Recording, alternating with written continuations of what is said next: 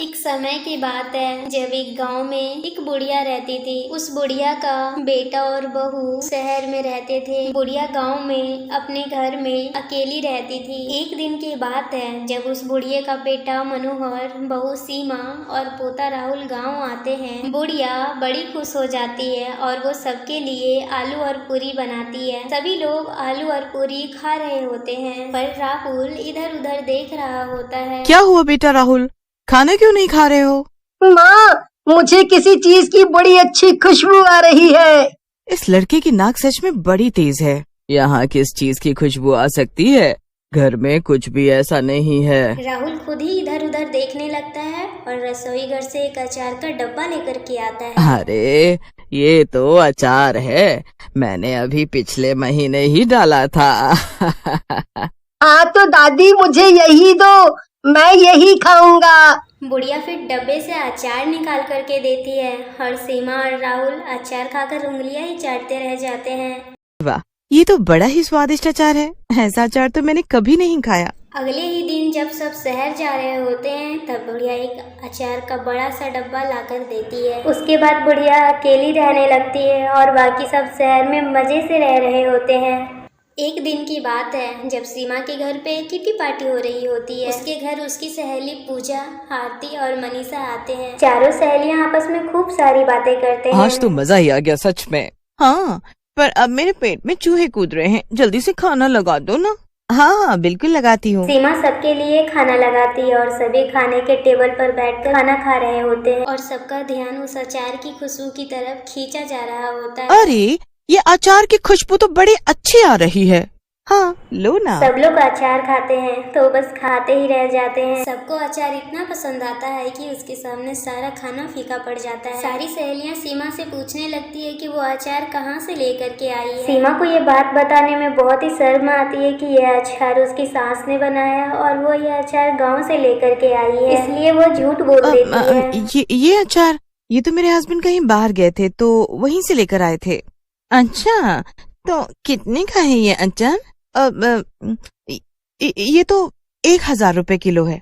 अच्छा, थोड़ा महंगा है, पर प्लीज मेरे लिए 2 किलो मंगवा दो ना। ये लो 2000 रुपए। हाँ मेरा भी 1 किलो मंगवा दो। मेरे लिए 5 किलो मंगवा देना, मैं अपनी बहनों के लिए भी भेज दूँ। सीमा सबसे अचार के पैसे ले लेती है। अब उसके पास 8000 रुपए होते हैं। सीमा तो बहुत खुश हो जाती है और वो मनोहर के घर आते ही उसको बोलती है, देखो तुम कल ही गांव जाओ और अपनी माँ से 8 किलो अचार बनवा लाओ। क्या? ये क्या बोल रही हो तुम? इतना सारा अचार? सीमा फिर उसे पूरी बात बताती है और पैसे भी दिखाती है। मनोहर पैसे देखकर बड़ा खुश हो जाता है और मनोहर अगले दिन ही गांव जाकर अपनी माँ से 8 किलो अचार बनवा लाता है। उसके बाद सीमा की सहेलियां सीमा को करीब 20 किलो आम का अचार लाने को कहती है। अजी सुनो, मेरी सहेलियों ने 20,000 रुपए दिए हैं और पूरे 20 किलो अचार मांगा है। आप कल ही गांव चले जाना। दिन जब मनोहर गांव जाता है तो उसकी माँ की तबीयत बहुत ही ज्यादा खराब होती है। मनोहर 20 किलो का आम का कट्टा वहीं रख देता है। माँ, देखो ये अचार 2 दिन में बना देना, मैं आकर ले जाऊंगा, ठीक है? पर मेरी तबीयत खराब है बेटा। अरे माँ, ये सब तो चलता रहता है। तुम नहीं चाहती तुम्हारा बेटा तरक्की करे? मैंने शहर में आम का अचार बेचना शुरू किया है और अच्छे पैसे कमा रहा हूँ। एक बार सब सेट हो जाएंगे तो मैं आपको भी शहर ले जाऊंगा। बेचारी बुढ़िया इतने बीमारी में भी उठकर खड़ी होती है। बुढ़िया की हालत और भी ज्यादा खराब हो जाती है। रात को बुढ़िया को इतना तेज बुखार आता है कि वो वहीं गिर पड़ती है। वहाँ उसे देखने वाला कोई नहीं होता। बुढ़िया वहीं ठंड से कांपने लगती है। कांपते कांपते बुढ़िया की सांसें फूलने लगती है और वो वहीं पे दम तोड़ देती है। मरने के बाद बुढ़िया की आत्मा अपने शरीर से बाहर आ जाती है और वो एक चुड़ैल में बदल जाती है। मुझे ये अचार बनाना ही होगा, मैं मर नहीं सकती। अब मैं क्या करूं? बुढ़िया चुड़ैल बैठ जाती है और वो रातों रात अचार बना कर रख देती है। किसी को भी नहीं पता लगता कि बुढ़िया घर के अंदर मरी पड़ी है। मैं जल्दी से अपनी इस लाश को छुपा देती हूँ। अभी मेरा बेटा आएगा तो कहीं उसे पता न चल जाए। उसका काम अभी अभी तो चला है, खराब नहीं होना चाहिए। चुड़ैल बुढ़िया अपनी ही लाश को पीछे वाले कमरे में छुपा देती है। उसी दिन मनोहर गांव वापस आ जाता है और उसकी माँ आंगन में ही चारपाई पर बैठी हुई रहती है। उसके पास अचार के बड़े बड़े डब्बे भी रखे होते हैं। अरे बेटा तू आ गया। हाँ माँ, अब जल्दी से अचार दे दो, मुझे अभी निकलना होगा। हाँ बेटा, अचार तो ये रखा है, पर तूने मेरी तबीयत तो पूछी ही नहीं। अच्छी खासी तो दिख रही हो। अच्छा, अब मुझे 30 किलो अचार चाहिए। मैं आमी यहीं रखवा देता हूँ, ठीक है? गुड़िया अपने बेटे को कुछ भी नहीं बताती है और वो इस सच को छुपा के रखती है। वो घर के अंदर दरवाजा बंद कर लेती है और वापस से चुड़ैल बन जाती है। अचार के बहाने ही सही, पर कम से कम मेरा बेटा मुझसे मिलने तो आता है। पहले तो साल बीत जाते थे उसकी शक्ल देख। चुड़ैल बुढ़िया फिर से अचार बनाने में लग जाती है। वो रातों रात अचार बनाकर ढेर लगा देती है। यहाँ सीमा और मनोहर अचार के काम से शहर में बहुत सारा पैसा कमा रहे होते हैं। अब तो हमारा अचार बड़ा ही मशहूर होता जा रहा है। धीरे धीरे देखना हम बहुत अमीर बन जाएंगे। हाँ सच में, और ये सब माँ की वजह से हो रहा है। हाँ ठीक है, पर अभी हमें पैसे कमाने हैं। अपनी माँ को बोलो कि वो बस अचार बनाती रहे। अब हमें बड़े बड़े ऑर्डर मिलने लगे हैं, इतने से काम नहीं चल पाएगा। पर वो इतना अचार अकेले कैसे बना पाएंगी? अरे तो अचार का काम बंद कर दें क्या? वो गांव की औरत हैं, वो सब कर लेंगी। तुम इस बार बस जाकर उनको बोल देना। मनोहर ऐसा ही करता है। वो गांव अचार लेने के लिए जाता है और पहले से भी ज्यादा आमी रखवा देता है। रात को बुढ़िया चुड़ैल बन जाती है और वो सारे आमियों का अचार बना देती है। हर बार मनोहर आता और पहले से भी ज्यादा आमियां रखवा कर जाता, पर बुढ़िया चुड़ैल रातों रात अचार बनाकर ढेर लगा देती है। मनोहर और सीमा बहुत ही ज्यादा अमीर हो जाते हैं, पर उन्हें समझ ही नहीं आता एक अकेली बूढ़ी औरत इतना सारा अचार कैसे बना सकती है। उन्हें तो जरा सा खबर नहीं होती कि वो बेचारी तो मर चुकी है। वो तो बस अपने पैसों के लालच में अंधे हो रहे होते हैं। पर एक दिन की बात है जब राहुल को अपनी दादी का सपना आ रहा होता है और सुबह उठते ही वो गांव जाने की जिद करने लगता है। उसके माँ बाप उसे खूब समझाते हैं, पर राहुल किसी की भी एक नहीं सुनता। ठीक है, आते वक्त अचार भी ले आएंगे।